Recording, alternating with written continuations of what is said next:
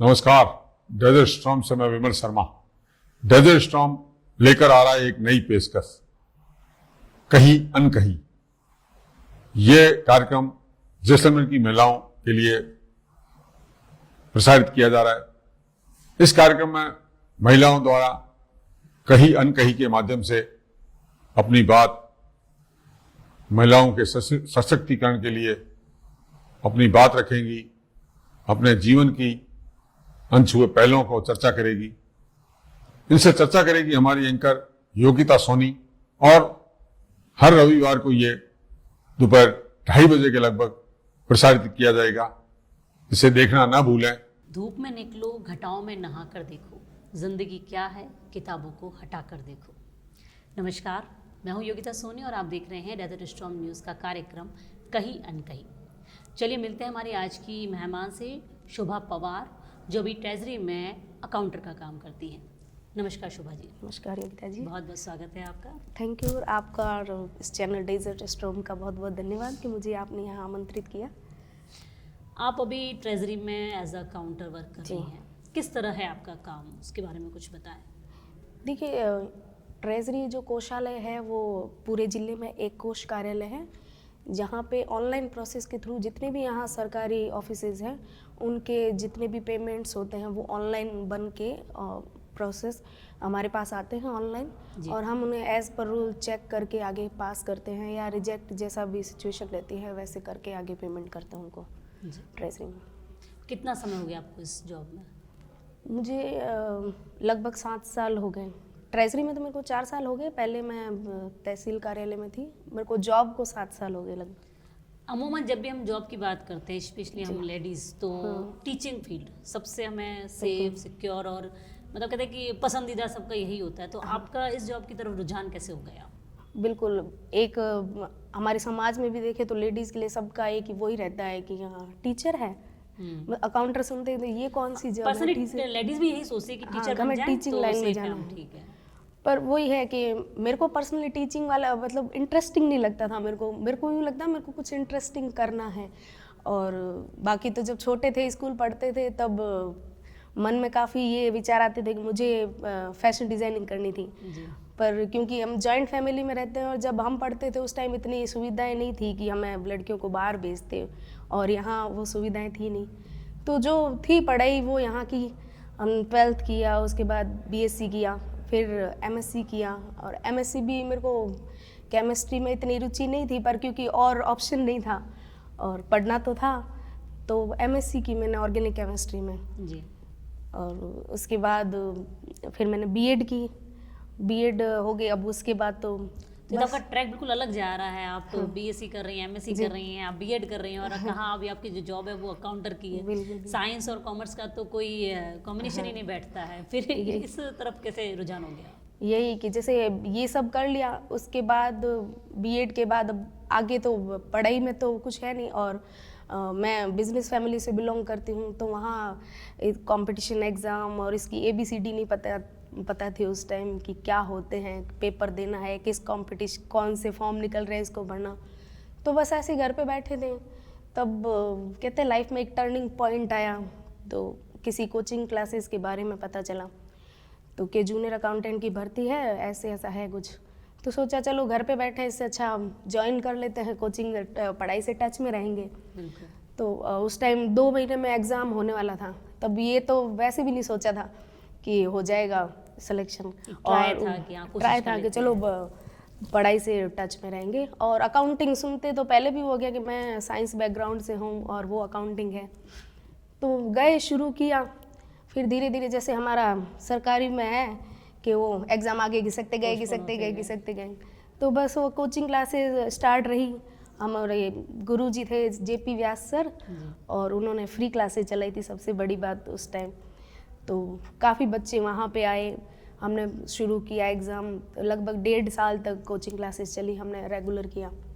Then exam की date आई, exam दिया, और फिर वो नकल की वजह से पेपर वो रद्द हो गया। और अनलकी रहे शायद कि उस टाइम सिलेक्शन हुआ भी था हमारा, तो उस टाइम डिसअपॉइंट हो गए कि चलो सिलेक्शन हुआ था और फिर मतलब सर ये ने जो हिम्मत आपने बंधाई। बताया ना, ये दुख मतलब अभी राजस्थान के लगभग हर सब बच्चे, कैंडिडेट्स का सब है कि वो कैंडिडेट के साथ जब है। लगता है कि हम उस पार पहुंच ही रहे हैं तो या तो पेपर रद्द हो जाते हैं बिल्कुल, या वो एग्जाम जब तक ज्वाइनिंग नहीं मिले तब तक भरोसा नहीं है कि हाँ हमें लग गई।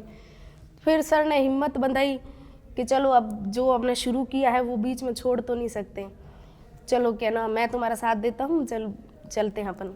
फिर स्टार्ट किया वापस, फिर थोड़ा टाइम एग्ज़ाम हुआ और लकीली मैं और मेरी छोटी सिस्टर, हम घर में दोनों हम जाते थे, तो हम दोनों का सिलेक्शन हो गया। तो उस टाइम शायद खुद को भी समझ में नहीं आ रहा था कि क्या हुआ, मतलब इतनी खुशी हुई थी। और सबसे ज़्यादा तो घर वालों को, परिवार को, मम्मी पापा को ज़्यादा हमसे खुशी हुई होगी कि क्योंकि बैकग्राउंड में फैमिली में कोई सरकारी जॉब में था नहीं, तो उनकी दोनों बेटियां सरकारी जॉब में सेलेक्ट हो गई, तो उनके लिए बहुत बड़ी खुशी की बात थी ये।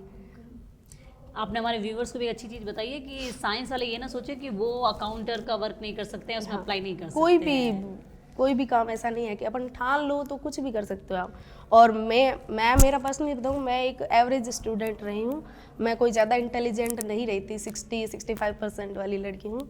तो हाँ, कुछ भी अपन ठान ले तो कर सकते हैं, ऐसा कुछ नहीं है कि मैं स्कूल में कम वीक थी तो अब मैं कुछ नहीं कर पाऊंगी। नहीं, जैसे आपका साइंस सब्जेक्ट पढ़ा हुआ था, तो जब अकाउंट, डेबिट, क्रेडिट ये सब चीज़ें आई तो कहीं दिमाग कंफ्यूज हुआ या इंटरेस्ट ही था मैथ्स में, उस वजह से हो गया? नहीं, मैथ में तो कहीं इंटरेस्ट नहीं था, पर ठीक है सर का साथ मिला।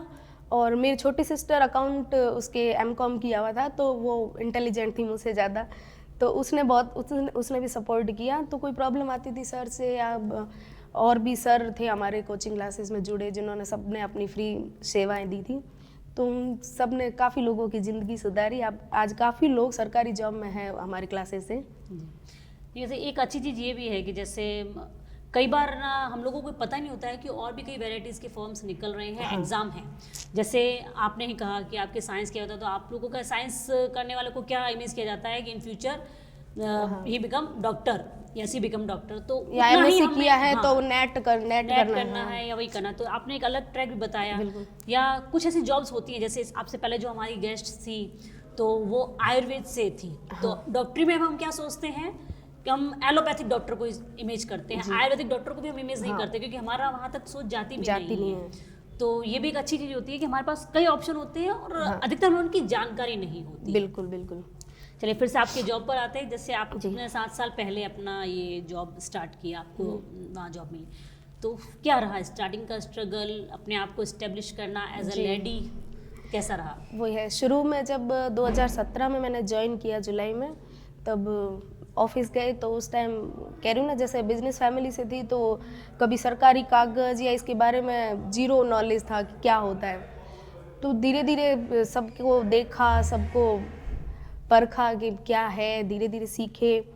और एक बात कहना चाहूँगी कि हमारे सरकारी और मेल डोमिनेट, मेल ज़्यादा होते हैं, फीमेल कम है हमारे सरकारी तंत्र में। अब तो फिर भी काफ़ी लोग लड़कियाँ पढ़ के आ रही हैं, तो फिर भी मेन मोस्टली वो होते हैं, तो उनके बीच में खुद को एस्टेब्लिश करना एक चैलेंज होता है, खुद को स्ट्रांग बनना पड़ता है। कि आपके पास अगर कोई आता भी है प्रॉब्लम लेके, तो जेंट्स सोचते हैं कि यार लेडी से क्या बात करनी, हम किसी जेंट्स से बात करके उनसे अपनी प्रॉब्लम सॉल्व कर देंगे, इनसे नहीं हो पाएगा। वो खुद अपने आप को मजबूत करना पड़ता है, अपनी छवि ऐसी बनाओ कि लोग आपको कुछ समझे कि हाँ ये भी है, नहीं तो आपको कोई नहीं गिनेगा। वो अपने आप को खुद अपना डेवलपमेंट करना पड़ेगा, उस चीज़ के लिए करना पड़ेगा उसमें। और सरकारी तंत्र में या कहे तो हमारी ऑफिसेज में एक बात कहना चाहूँगी कि यहाँ पे बाथरूम की समस्या बहुत है, क्योंकि ज़्यादातर कह रही हूँ मेल स्टाफ होता है, तो कभी कोई भी ऑफिस में बाथरूम की सुविधा लगभग नहीं है, और किसी में अगर बाई चांस है भी